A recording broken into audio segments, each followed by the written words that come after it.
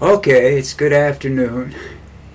It's Saturday. College football season starts today, I believe. I don't know where I'm going to be able to watch a game, but I'll find someplace. What else is going on? Uh, Kennedy, the son of Bobby Kennedy, who was shot while campaigning for the presidency to be a presidential candidate in the Democratic Party a lot of years ago. I can't remember the assassins' names. I think he might have just got out of jail, but I doubt it. Anyhow, he was running for first as a Democrat. That didn't work out. So then he ran as an independent. That didn't work out. So now he's running and supporting Donald Trump, not as a presidential candidate anymore. He's looking for a flunky job, you know, which is all you get when you work for Trump. You're a flunky. Anyhow, the rest of the family basically disowned him when he did that.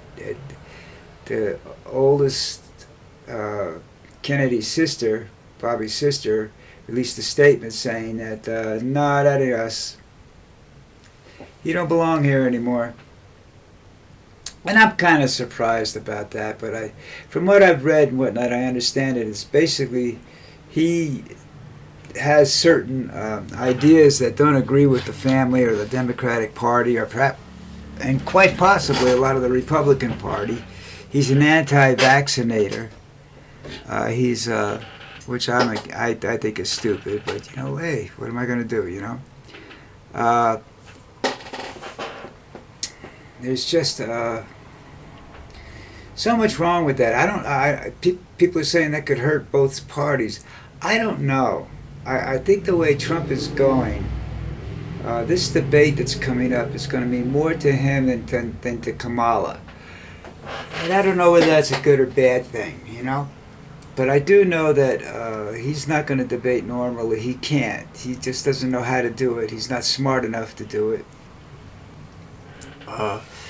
And this is a deal where you cannot let egos get involved in your thinking. You just can't do it. You can't. If you let your ego get involved in a debate, you're done. You're finished.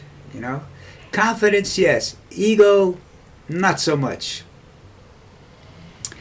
I don't know how to explain the difference between the two, but I think confidence is more of a subtle thing. But you can be overconfident, which is ego. So you have to be careful. I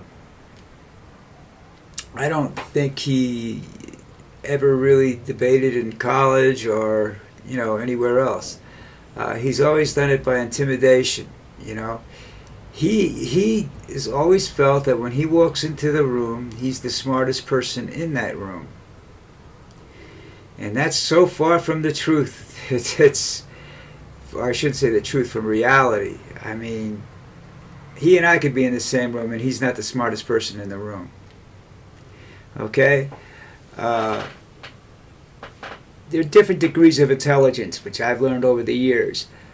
My brother was a genius. I mean, he was an engineer, plus other things that I can't talk about. And even though he's passed away several years ago, he had one thing that used to drive me up a wall. He'd like to be able to. You ask him what time, and he'd say where, and he'd be right. Anywhere in the world, you ask him, he could figure it out in his head like that. So I guess that makes him a mathematical genius. But anyhow, he lacked a certain amount of common sense. He'd have to go on the computer and read how to tighten a shower head or something like that. That's just the way he was, which was fine.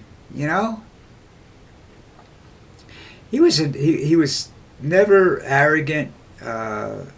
Unless there was a confrontation. He was never, he liked to be liked, he liked fun, he played football, back in the days when the helmets were cardboard. I could explain a few things about him in the back, but anyhow, he never went around thinking he was the smartest person in the room. At least he didn't verbalize it. He might prove it, but he wouldn't verbalize it.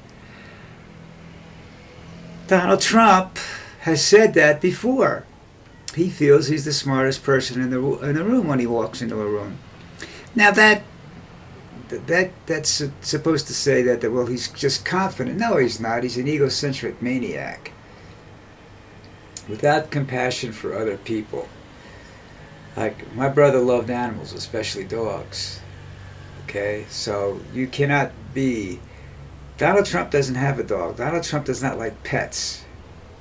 Okay, Donald Trump doesn't like people either. I don't know exactly what Donald Trump likes besides himself, But I mean, you can't walk around with a mirror in front of you like this all day long talking, Kind of, people would really say you're weird, even though he is weird, But that's where he's at, and Kennedy, I don't know enough about him, other than the fact that he's an anti-vax person, an anti-vaccination person, and I think that's a person. Whether I think it's crazy or not, it's a personal belief. I don't like the way some of those people try to enforce their belief on other people, but it's a personal thing, So shut up and leave me alone. I feel that my generation, a lot of us are alive because of vaccinations over the years, So I have a different point of view where that's concerned. My wife is an anti-vaccination person now, and I don't want to argue with her about it. That's her personal belief. She's entitled to it. Do I think I may think it's wrong? But if you know anything about married life, you don't get in those kind of arguments. You know where to choose your battles. And that's not one of them right now. As long as it doesn't affect me personally. Because I need her to make appointments for me and stuff like that. I'm very dependent upon other people down here. And fortunately, I have a